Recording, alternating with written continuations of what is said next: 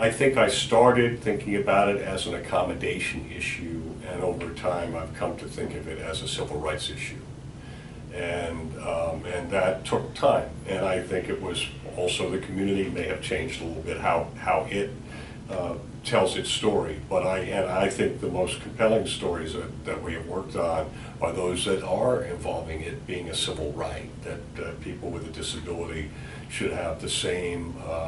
right to vote the way other people vote. They should be able to use public transit.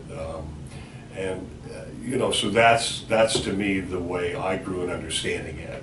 because I think I came into it in the beginning just thinking about the kind of the technicality of how do you make an accommodation for a person and is it adequate,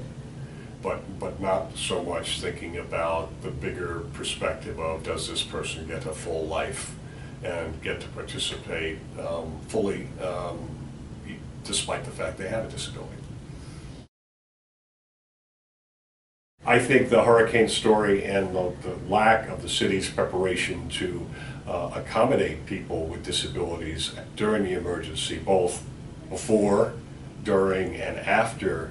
getting services to them, and even keeping track of the fact that there were people who needed services, and it seemed to be like this black hole that nobody really had any kind of accounting beforehand who they'd need to check on after to make sure that they were getting services. I think that was a really important issue, and I think that the public, the general public, I think did get the message that, you know, oh my gosh, there really was no plan for these people, and they do need to have, you know, there needs to be a plan that realizes that some people have mobility issues, and in a disaster, you have to figure out how they're going to be attended to, and